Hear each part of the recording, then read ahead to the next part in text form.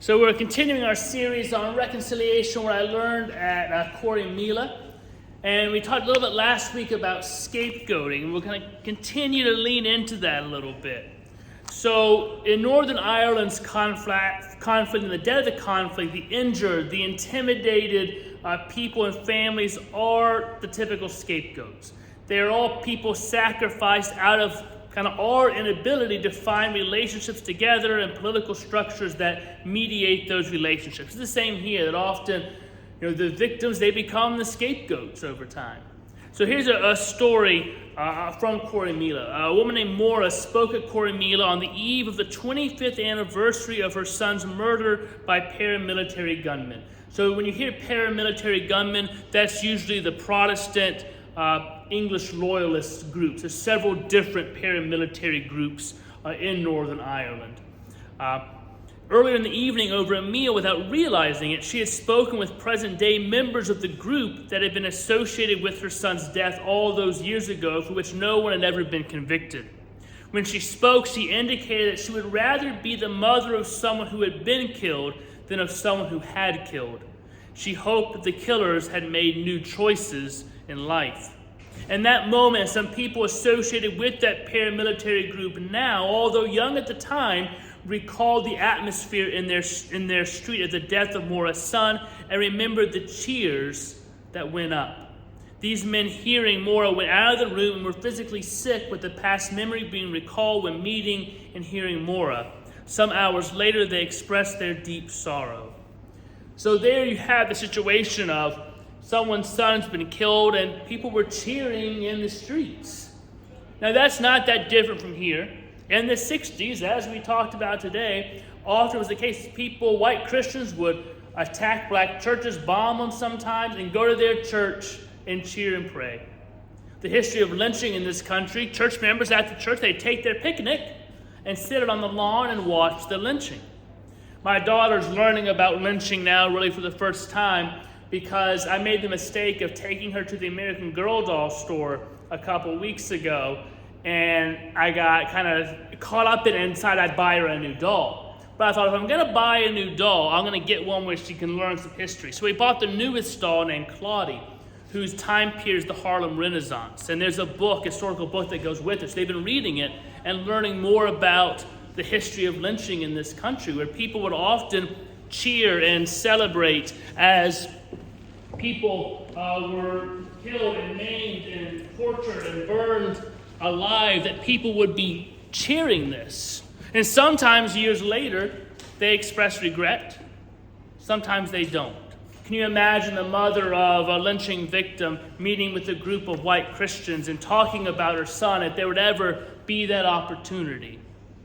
The problem is there often aren't those spaces. That's what Corrymeela did in Northern Ireland. They created some of those spaces. So in that situation with Maura, here the scapegoat of their group returned and stood before these men. All the feelings previously driven out and away from their lives returned and entered the space between them. In dealing with these feelings and speaking with the parent of their scapegoat, all were able to move on in some manner. So when my scapegoat or their representative stands before me, I can either try to push them away or deal with the feelings that come up and find some new way forward, a restorative relational way forward. The invitation of the gospel is for Christians to create spaces where trusting the other becomes a new reality. That's part of what we want to do here at Dairy with Engaged Stories and others events, create a space where we can actually trust the other political party, the other theological spectrum, the other just lifestyle, and bringing people in of other religions, other whatever, and finding times we can get in front of each other and learn to trust. The central reconciliation task is that we advocate for new relationships between all the vastly different groups we populate and identify with. Because it's so easy to kind of just join together. We have all our groups, our political group, our church group, our sporting team group, our where we're from group, and we seem to think others are against us or not as good as us. It can often turn violent, even sporting things. We associate within our little groups. We often don't intermingle. So reconciliation works about promoting new ways of being together that contrast with the separating ways we have learned, because we all learn to separate so easily.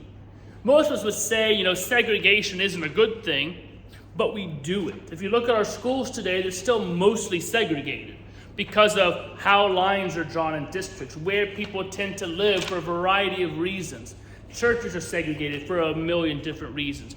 The places we go, the restaurants we eat at. Life in this country is still very segregated by race, by religion, by culture, by economics. We've learned to segregate. It becomes just very natural. We don't say it, but we live it. So reconciliation is about demonstrating that sometimes deeply estranged people like you and me and them can take risks in relationships and build new and inclusive organizational cultures in the midst of a society where most of us are more readily prepared for separation. It comes easy and natural to us. So another story. A group meeting between teachers and community activists were sharing experiences of living and working in Northern Ireland. Story after story was told. In one group, a woman from a Catholic Irish Republican tradition speaks about nursing a dying member of the British security forces dying on the streets, while neighbors around her call her name, saying, "He's not worth it." Her response was that although an Irish Republican politically, she was a Christian by faith, and she would stay with him until help arrived. In the telling of the story, the Protestant people in the group listened deeply. It is the experience of this woman that moves them all, some to tears. So with this story, the assumption of the Irish Protestants are both reinforced and shattered in this experience. So which way will people choose? The story of the crowd saying he's not worth it fits their stereotype of the other, of Irish Republicans. Whereas the challenge comes from listening to this woman's anguish and struggle to put humanity and faith above politics. In such spaces, the need for meeting can free people who are otherwise hostage to the communal fears and the communal common sense. The broad reconciliation agenda needs the creation of safe spaces where difficulties are addressed and new models of relationships are tried, tested, and developed. Because often when we get in our little communal group, it's so easy just to go with the crowd, to join in with the people saying, they're not worth it, let them die, because you don't want to seem to be like the other. You don't want to put yourself in the crosshairs. Which is why we need to create more safe spaces where we can kind of step out of those communal mindsets we often put ourselves in. So reconciliation needs to be understood and practiced where we live. So we need something that empowers individuals and small groups in their educational work and work on community issues, support translators and interpreters who understand the needs on the ground, engages and enables champions. But really we need work in good faith and to be open to the possibilities which evolve, be modest about the contribution people can make, and be open to all those who are unexpected allies working within that same location. That means being open to people working out of faith perspectives, different political perspectives, community activists. No, Siri. And all those things. Sometimes we think, well, I don't want to work with this person on this, or well, they can't help. I've heard about them. We accept allies wherever we can, because maybe that's the beginning of the reconciliation work.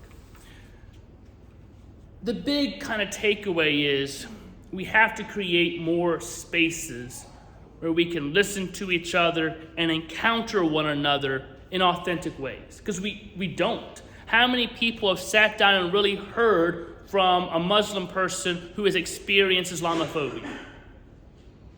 There's tons of them out there, but you can't really put up an ad in Craigslist, I need to speak to a Muslim about Islamophobia. They're probably not going to answer that. It's hard to find those spaces to really just have a safe conversation with somebody who's on the far opposite political side of you and their feelings of January 6th. To find someone who lives a completely different lifestyle, has different values from you, but maybe has some similar values as well. So I'm hoping Dairy can become one of those spaces. We can bring people in. We can create a space where they feel safe to talk, we feel safe to talk, and hear each other's stories, admit when we've been wrong. And that's one of the beauties of Corrymeela. These different people can realize the past mistakes and pain they may caused and be able to find a new way forward. So our next Engage Stories event is on the topic of I was wrong. So people are going to share stories of when they were wrong, when they thought wrong, when they acted wrong, when they believed wrong. And that takes courage to speak about. But my hope is in engaging in that thing, we'll kind of learn. Maybe there'll be some healing between people. They don't even realize need to have healing there. It might encourage others to share similar stories. Because if we can't admit those faults, those bad places, those mistakes we've made, we've been wrong in church, how are we going to do it out there? So we can practice here, create the space here, and have the healing evolve from there. Questions, comments, snide remarks? So next week, we'll have one more lesson on Corrymeela, then I'll be gone for 2 weeks. Then we'll start a series on Bible questions, just digging into all these intricate things about the Bible. It'll be like a Bible 101 class. So thank you very much.